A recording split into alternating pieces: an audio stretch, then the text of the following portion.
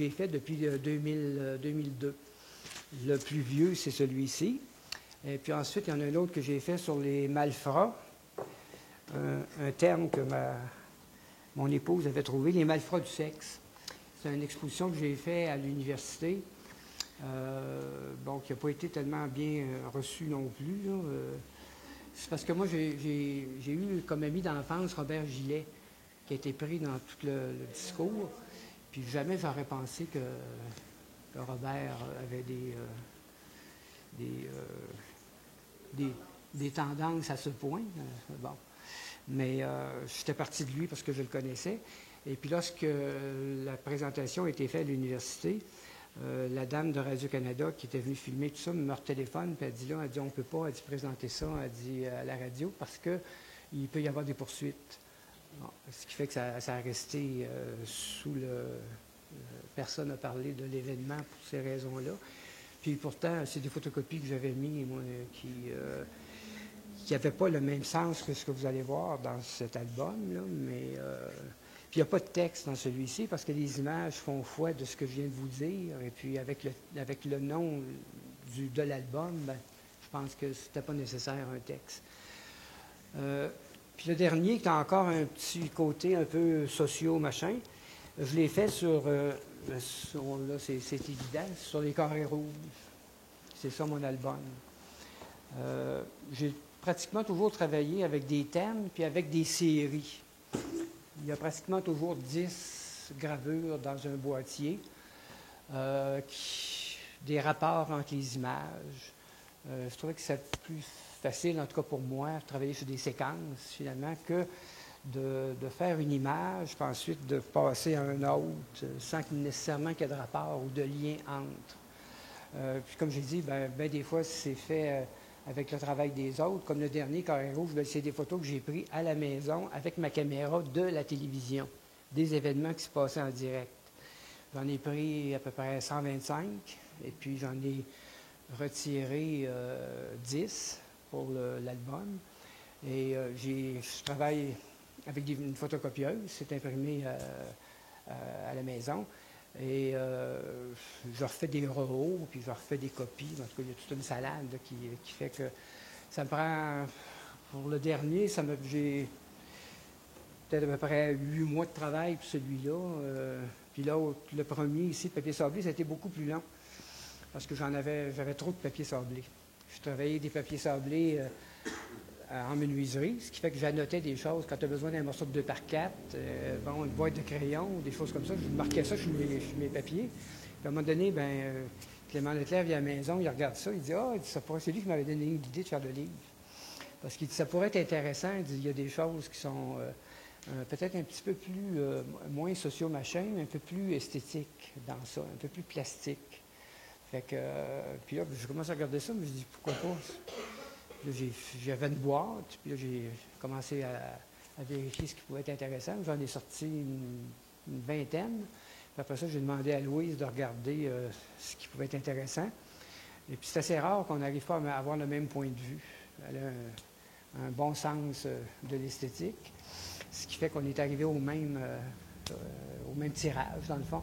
J'ai retiré ces 10-là de l'ensemble que j'avais fait, et puis ça a donné l'album qui est là. Là, pour les voir, il faudrait que vous avanciez pour que je puisse vous les montrer, parce que là, pour ce que j'avais à dire, c'est pas mal terminé. Si vous avez des questions. Oui, oui, ça, j'ai oublié, merci. Le premier, le sablé, il y a un texte que Louise Demers a fait.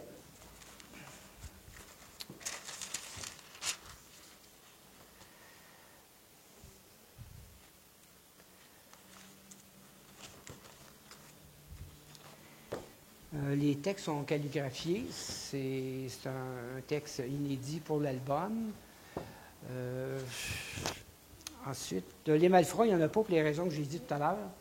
Et puis dans les carrés rouges, le texte, c'est ce qu'il y avait sur les affiches, les affichettes des étudiants durant les manifestations. Ce qui fait que je les ai ramassés et puis je les ai imprimés sur cette feuille-ci, ce qui fait qu'avec les fautes d'orthographe et tout ce qu'il fallait dans l'idée de ce qui se passait à ce moment-là, sur le vif, dans le fond, Mais le texte réel, ben, c'est le texte que Louise a fait pour le papier sablé. Les malfrats, il n'y a pas de texte. Les malfrats. Les malfrats, ben, comme la coutume le veut, une feuille de présentation, une feuille de justification, et puis il y a les 10 images. Les malfrats, les images, Oui, c'est une bonne question. Ils viennent du Journal de Montréal, un prédateur sexuel qui pendant 10 ans, a fait son œuvre sur l'île de Laval. Et puis, c'est une petite photo, à peu près 2,5 pouces par 3, imprimée comme c'était autrefois avec une trame très forte. Et puis, je suis parti de ça, et puis là, j'ai agrandi, puis j'ai colorié, puis vous allez voir ce que ça a donné, ce que ça va donner. Là, c'est complètement, il n'y a rien à voir avec le produit original. Ouais. Maintenant, Marc, tu travailles beaucoup avec la photocopieur. Oui. Depuis Depuis que j'ai laissé l'université. Ouais, parce que lorsqu'on a organisé le livre d'artiste, j'avais commencé à travailler à Copie de la Capitale, mais avant ça, c'est Louise qui m'avait fait connaître Copieur à Montréal, t'en souviens, avec Jacques Charbonneau, parce que les étudiants qui étaient